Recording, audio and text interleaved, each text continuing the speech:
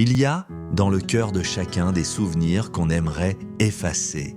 Des erreurs, des regrets, des blessures laissées par le temps ou par les autres. Et pourtant, le passé, aussi douloureux soit-il, ne doit pas être une prison. Il peut devenir un tremplin vers une vie plus consciente, plus libre, plus apaisée.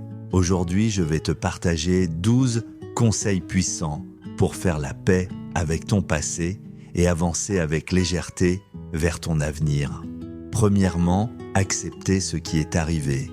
On ne peut pas guérir ce qu'on refuse de voir. Accepter, ce n'est pas dire que c'était juste ou mérité. Accepter, c'est simplement reconnaître que cela a eu lieu, que cette histoire fait partie du livre de ta vie, même si elle n'en est qu'un chapitre. 2. Identifier ses blessures.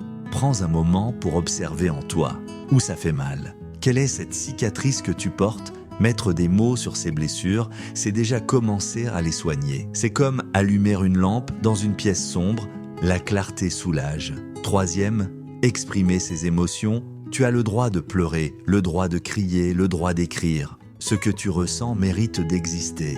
Garder en soi, c'est comme porter un sac plein de pierres. Exprimer, c'est commencer à l'alléger. 4e, pardonner aux autres et à soi-même. Pardonner n'est pas oublier. Ce n'est pas excuser, c'est se libérer de la chaîne invisible du ressentiment. Et le pardon le plus difficile, mais peut-être le plus important, c'est celui qu'on se donne à soi-même. Pour les choix malheureux, pour les silences, pour les faiblesses, tu mérites la paix. 5e, changer de regard sur les événements. Et si ce qui t'est arrivé n'était pas une fin, mais un début? Une étape douloureuse, oui, mais peut-être aussi une leçon, une révélation, une force cachée. Le passé peut être un enseignant silencieux, si tu lui prêtes une oreille attentive. 6. Couper les liens toxiques. Certaines personnes, certains environnements te ramènent sans cesse en arrière. Ose t'en éloigner, tu ne peux pas guérir dans le lieu où tu as été blessé. 7. Cesser de se définir par son passé. Tu n'es pas ce que tu as subi. Tu n'es pas ton erreur ni ton échec. Tu es un être en évolution.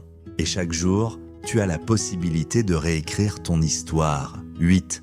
Se concentrer sur le présent. Le passé n'a plus de pouvoir, sauf celui que tu lui donnes. Le présent, lui, est vivant.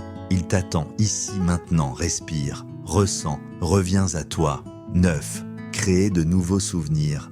Fais de la place à la nouveauté.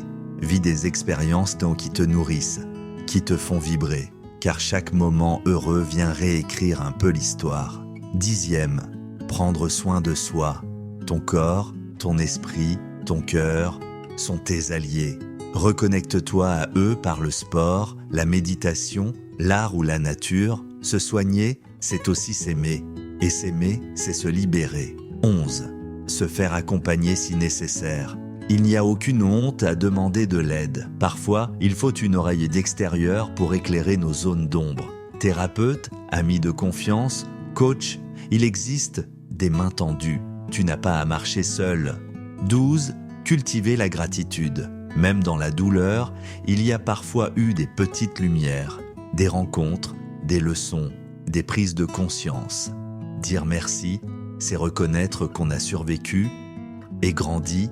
En guise de conclusion, nous devons comprendre que faire la paix avec son passé, ce n'est pas l'effacer, c'est l'apprivoiser, l'honorer, puis le laisser derrière soi. Tu portes en toi le pouvoir de te libérer, de guérir, de recommencer. Tu n'es pas ton passé, tu es à ton présent.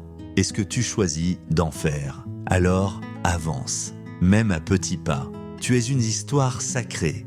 La paix t'attend de l'autre côté du pardon et de l'amour de soi. Si cette vidéo t'a parlé, n'oublie pas de t'abonner, de laisser un commentaire et de partager à quelqu'un qui en aurait besoin pour une guérison intérieure. Et toi, quelle a été ta plus grande leçon du passé?